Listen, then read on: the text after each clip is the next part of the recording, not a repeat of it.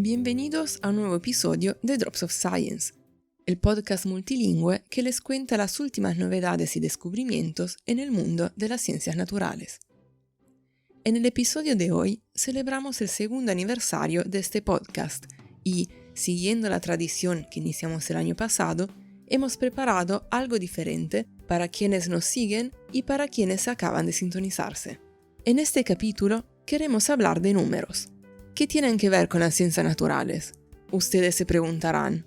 Bueno, queremos contarles cuántas especies existen, cuántas han existido y cuántas podrían seguir existiendo en nuestro planeta, y comprender por qué cada una es importante en la gran red de relaciones entre los organismos. Pero primero, preguntémonos, ¿cuántas formas de vida comparten la Tierra con nosotros? Muchas más de las que imaginamos. Y para empezar a contarlas, necesitamos aclarar un punto de partida. ¿Cómo puede la comunidad científica decir, sí, esta es una nueva especie? Empecemos por lo que entendemos por especie, una definición nada sencilla. Tenemos, por ejemplo, el concepto morfológico, según el cual los individuos similares entre sí pertenecen a la misma especie, mientras que individuos claramente diferentes pertenecen a especies distintas. De esta forma, Carl von Linné, en el siglo XVIII, creador de la nomenclatura binomial que todavía usamos hoy, describió miles de especies. Sin embargo, hoy sabemos que algunos organismos de la misma especie pueden ser morfológicamente diferentes. Pensemos, por ejemplo, en los perros. Entre un husky, un gran danés y un chihuahua, las diferencias morfológicas son enormes, y sin embargo, todos pertenecen a la misma especie. Por esta razón, se introdujo un nuevo concepto, el concepto biológico de especie, acuñado en los años 40 por Ernst Mayr. En este caso, se refiere a grupos de poblaciones naturales dentro de los cuales ocurren cruces efectivos o potenciales y que están aislados reproductivamente de otros grupos. En otras palabras, una especie es un grupo de organismos que puede reproducirse con éxito y producir descendencia fértil. Esto llevó a dividir animales, plantas y otras formas de vida en grupos según su reproducción. Aunque esta definición sigue en uso y es la más conocida, la que nos enseñan en la escuela, si empezamos a profundizar, encontramos aún problemas. ¿Qué pasa con los organismos asexuales? ¿Cómo los identificamos? ¿Y los organismos unicelulares? Y según esta definición, los híbridos son muy importantes. Si son estériles, es prueba de que las especies iniciales son distintas, pero existen especies muy diferentes que crean híbridos fértiles. Pensemos en el pomelo, cuyo origen botánico no está del todo claro. Se cree que es un antiguo híbrido natural entre Citrus maxima y naranjo dulce, Citrus sinensis, pero desde hace siglos es una especie autónoma capaz de reproducirse por injerto o esqueje. Para las plantas, de hecho, esta definición biológica de especie no es tan simple de aplicar. Entonces, ¿cómo se hace en estos casos? Una solución puede ser el concepto genético de especie, donde el ADN, los marcadores moleculares y otras herramientas nos ayudan a identificar especies, como en el caso de las bacterias. Y a estas podemos añadir aún más definiciones, como el concepto filogenético de especie, en el que una especie es una de las ramas del árbol de la vida, el conjunto más pequeño de organismos que comparten un ancestro común y que pueden distinguirse de otros conjuntos similares. O el concepto de especie ecológica. En este caso, una especie es un conjunto de organismos adaptados a un conjunto particular de recursos, llamado nicho ecológico. Según este principio, son los recursos de un determinado ambiente los que producen las diferencias entre especies, desde el punto de vista de la forma y del comportamiento. Ahora se estarán preguntando cuál definición es la correcta. Desafortunadamente, depende de la corriente de pensamiento y de lo que se quiere identificar. Un paleontólogo, por ejemplo, no podrá utilizar la definición biológica de especie, empezará con la morfológica, y si tiene suerte, añadirá información genética. Esto porque no tenemos la posibilidad de observar dinosaurios reproduciéndose. ¿Qué ocurre luego cuando descubrimos que lo que tenemos delante es al final una nueva especie? Hay que decidir el nombre, y para eso deberíamos dedicar otro episodio, tal vez sobre los nombres más curiosos o extraños. El hecho es que, según la nomenclatura binomial, usada por primera vez por Linneo, como ya dijimos, el nombre científico de una especie está en latín. Este nombre es fundamental porque identifica la especie en cualquier parte del mundo, a diferencia del nombre común, que puede variar no solo con el idioma, sino también con el país. Pero los nombres científicos no permanecen fijos en el tiempo. Gracias precisamente al avance de la ciencia y a los nuevos descubrimientos, una especie puede cambiar de nombre.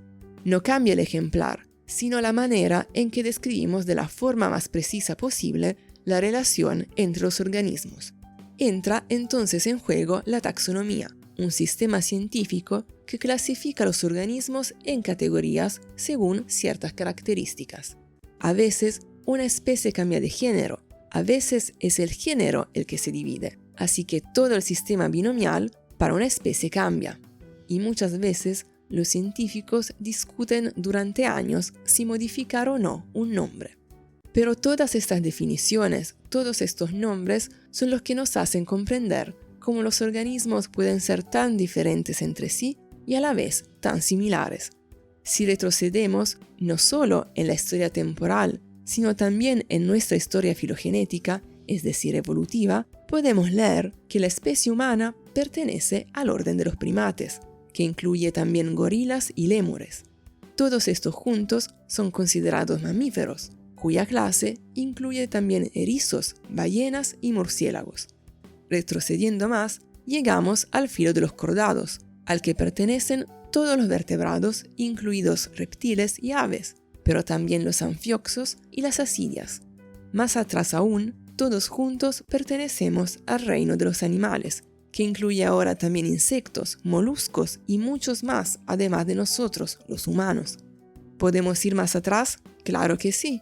Llegamos al dominio de los eucariotas, al que pertenecemos nosotros, pero también plantas, hongos y algunos organismos unicelulares. En algún lugar estamos emparentados con otros seres vivos, pero al mismo tiempo somos también muy diferentes. Esta diversidad nos lleva a las preguntas planteadas al inicio del episodio. ¿Cuántos somos? Dar una estimación precisa de cuántas especies hay en nuestro planeta en este momento es prácticamente imposible. No solo porque los nombres de las especies están siempre en discusión, sino también porque muchos seres vivos no se dejan ver por los científicos, porque se camuflan, porque son demasiado pequeños, porque viven en ambientes difíciles de alcanzar y por muchas otras razones. Pero podemos hablar de lo que sabemos y luego hacer estimaciones. Por ejemplo, según las listas rojas de la IUCN, la estimación de las especies descritas hasta ahora supera los 2 millones, considerando vertebrados, invertebrados, plantas, hongos y protistas. De estos 2 millones, poco más de 76.000 son vertebrados.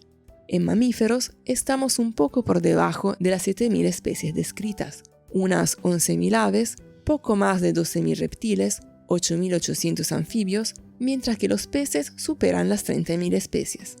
Las plantas descritas son muchas más, superan las 400.000. Para hongos y protistas aún queda mucho por hacer. Solo se han descrito 162.000 especies, mientras que con los invertebrados llegamos a más de 1 millón. Pero ¿cuántas podrían existir? Se piensa que en vertebrados las cifras pueden aumentar, pero no demasiado, mientras que para insectos, hongos, protistas y bacterias los números marean.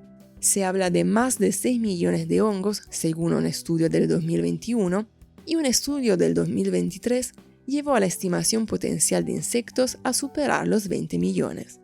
Estas cifras son impresionantes si pensamos en los océanos, donde los investigadores estiman que el 91% de las especies presentes aún deben clasificarse y que al menos el 80% de los océanos no han sido ni cartografiados, ni observados, ni explorados. Toda esta riqueza de vida no significa que estemos seguros.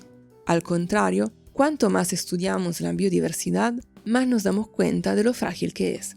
De las especies hoy descritas, o al menos a las que se les ha dado un nombre, muchas están en peligro o potencialmente en peligro de desaparecer en la naturaleza o totalmente, incluidos los seres vivos en cautividad. ¿Cuántas? También aquí son valores indicativos, porque no se basan justamente en la totalidad de especies presentes en nuestro planeta, sino en las que conocemos. Al menos el 70% de las cicadales, un orden de plantas espermatofitas, están amenazadas. Los corales, que forman los arrecifes, rondan el 44% de especies amenazadas. Valores similares los encontramos entre los anfibios. Al 38% llegamos con los árboles, y justo por debajo, tiburones, rayas y quimeras, solo por mencionar algunos grupos. Y en el pasado, las investigaciones estiman que alrededor del 99% de las especies que alguna vez existieron en nuestro planeta se han extinguido, lo que podría significar que alrededor de 5.000 millones de especies han abandonado nuestro planeta, si tomamos estimaciones conservadoras, pero podrían haber habido muchas más. La mayoría de las especies pertenecientes a este 99% perecieron en 5 eventos catastróficos, conocidos como extinciones masivas. La primera ocurrió hace unos 450 millones de años, durante la transición Ordovícico y Silúrico. Las extinciones masivas son consecuencias de cambios ambientales rápidos y a gran escala, que provocan la desaparición de un gran número de especies en un periodo geológicamente corto, y la supervivencia de otras que gradualmente repoblarán el planeta. Las especies que hoy habitan la Tierra pertenecen al 1% que sobrevivió a todas estas grandes extinciones masivas, la última de las cuales ocurrió hace unos 66 millones de años, entre el Cretácico y el Paleoceno, y, cuando tenemos suerte, logramos encontrar algo de lo que queda del pasado en forma de fósiles. Si pensamos en cuánto queda aún por descubrir, es fácil imaginar que algunas especies nazcan, vivan y se extingan sin dejar rastro, sin que los humanos las hayamos visto o descrito jamás. Y de las que conocemos, como en una paradoja, cuanto más sabemos, más nos damos cuenta de que estamos a punto de perderlas. Empezamos preguntándonos cuántos somos.